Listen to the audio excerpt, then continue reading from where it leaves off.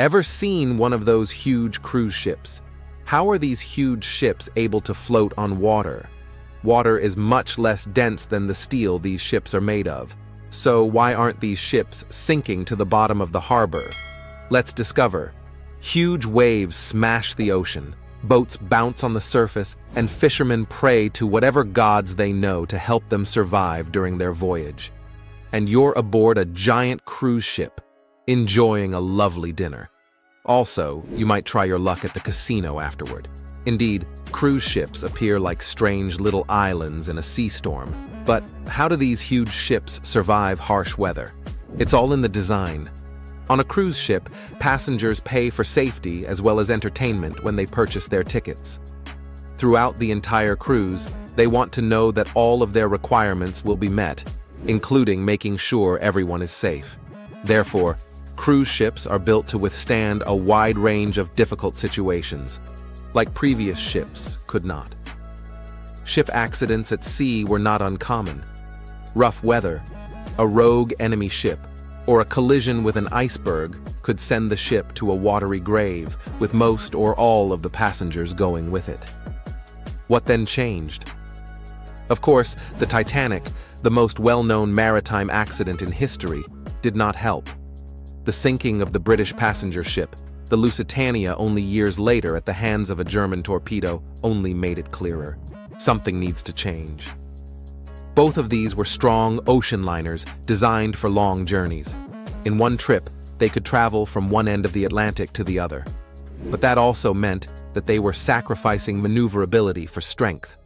The ocean liner was a dependable ship, but something better ultimately took its place, and now there is just one ocean liner remaining in operation. The Queen Mary II is more of a relic of an older age of sea travel, and it's been replaced with a ship with a much higher rate of survival in case of emergency. Compared to an ocean liner, a cruise ship is usually constructed of lighter material and can be built much larger.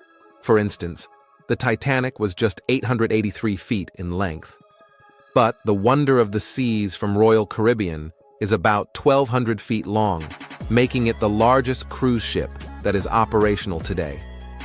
While ocean liners focus on being sturdy, the average cruise ship has some hidden secrets inside that make it much more seaworthy.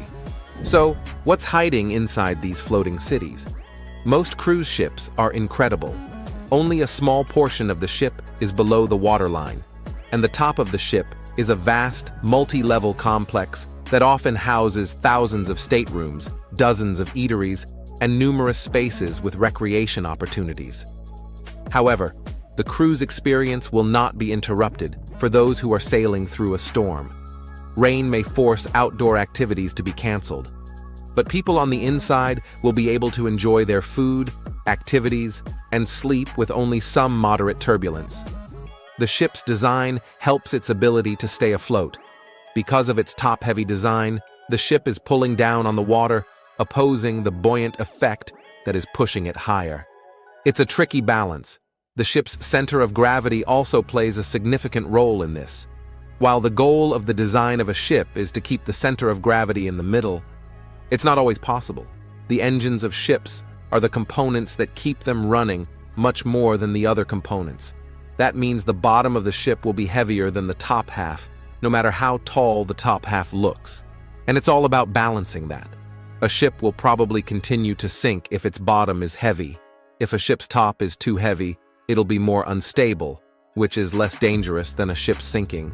But nothing ruins a cruise faster than it toppling over onto its side. Therefore, creating a cruise ship requires a complex process that includes balancing the ship's weight. In order to avoid rolling too much, the ship has been equipped with stabilizer fins and other modern navigational instruments that help it sail free of obstacles and remain stable. But what happens if an obstacle is unavoidable? Cruise ships will take detours to avoid storms when possible, but sometimes a storm comes out hard and fast. That's why the ship relies on far more than its center of gravity to stay afloat. The ship's bottom is designed with rounded edges, which greatly facilitates rolling on the water and returning to its original position. In order to maintain stability, it also features several ballast tanks. something that previous ships lacked. These water-filled tanks provide additional stability and distribute the load evenly. So, what's it like surviving a storm on a cruise ship? No technology can fully shield you from the effects of a violent storm outside, but as long as you stay within the cruise ship, you're going to be fine. While cruise ships are generally better equipped to withstand severe weather than older ships, they may stop during very strong storms to allow the storm to pass. This not only saves vacations but also lives. Cruise ships are strong, but they're not invincible.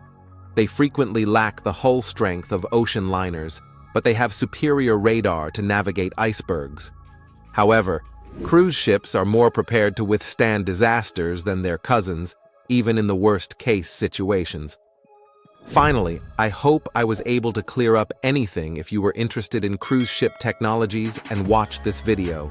More importantly, if you're someone worried about being on a cruise ship, then I hope you now feel reassured that you don't have to be.